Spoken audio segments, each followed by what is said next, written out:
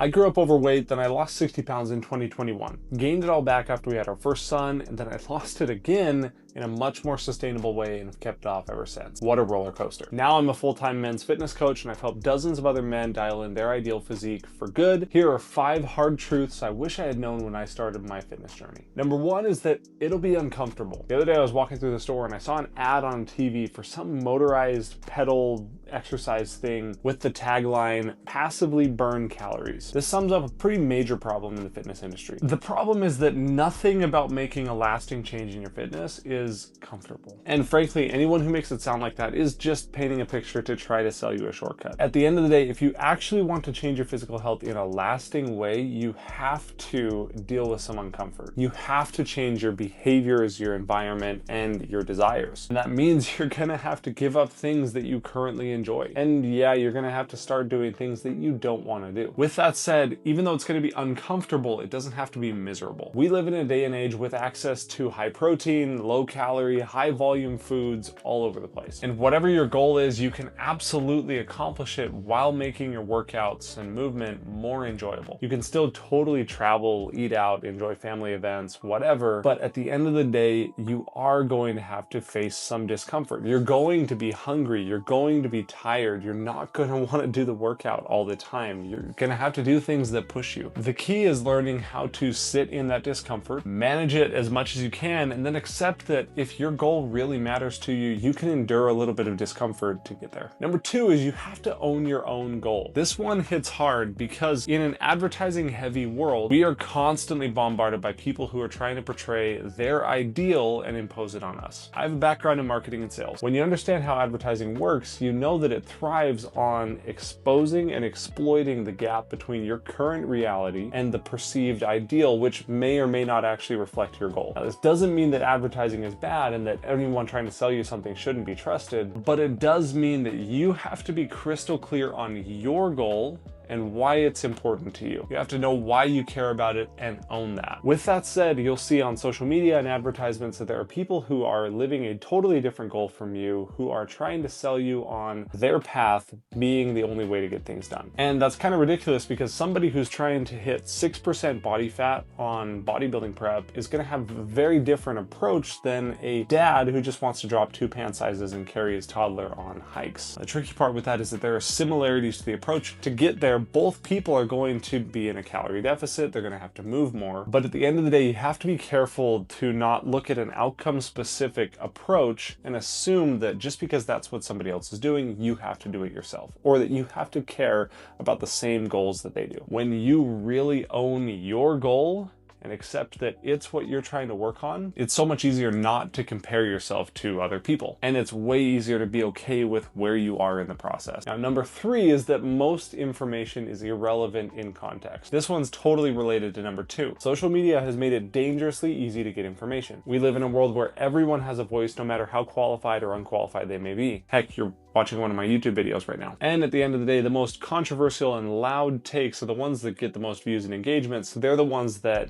the platform is going to push. And ultimately, that's the filter that you have to view information through. In order to decide what information you're going to take and what you're going to leave, that's helpful context. Again, this doesn't mean you shouldn't be seeking new information. You absolutely should, but you have to do it in the context of the goal that you're working towards. And it means that you have to take that information with an open mind. So do your best to surround yourself with people, influences, and information that will support you on your path to your goal. Run all information through the filter of, how does this support me getting to my goal? Recognize that most information has elements of truth to it in context, but that context might not be relevant to your specific goal. So if you can learn to observe information, compare it to your goal, and then filter it based on what's actually helpful and relevant to you, you've won. And with all that said, most of your goals will be accomplished by consistently implementing the basics. If all you did was manage your portion sizes, eat more protein, move more, eat a majority of your diet from whole food sources while still leaving room for flexibility, drink more water, get plenty of rest, it will get you 90% of the way there. Anything else is likely a specific use case or an application that is really only helpful in applying those basics to a specific goal. Now, number 4, working with a coach is absolutely worth the investment. When I lost the weight back in 2021, I was all on my own. I muscled through it and honestly couldn't wait to be off the diet. I gained all that weight back in just a matter of months. The second time, me and my wife hired a coach. And yeah, we paid a couple $100 a month to have someone help us and give us accountability. It really wasn't a convenient time financially for us, but we needed the support. And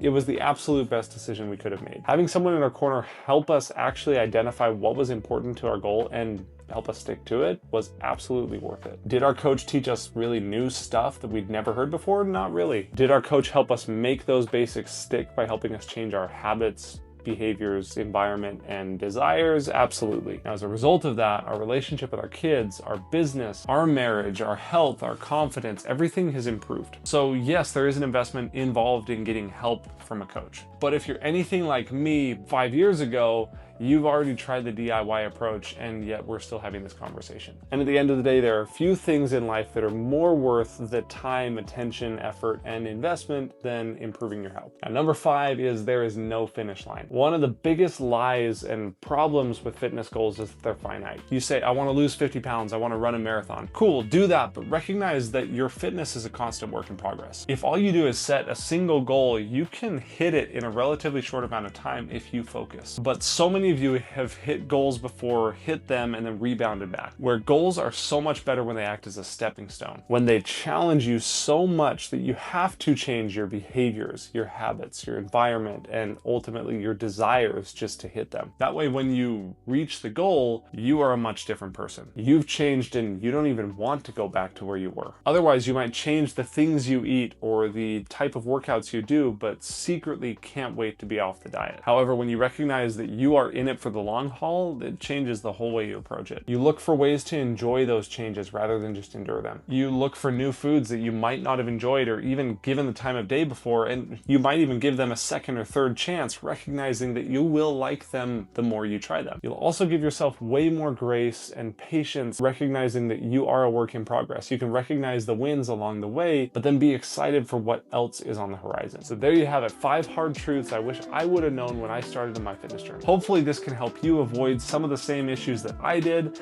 and get there more confidently. And now, if you're not currently a client of mine and you've thought about getting help and support on your fitness journey, I have an offer for you. If you're local to Southern Utah, I have spots open for my new local high support one-on-one coaching program. We take 24 weeks of focused time and attention working together to get you to your goal, but also set you up to stick with it for the long run. Click the link in the description to book a call and see if it's a fit.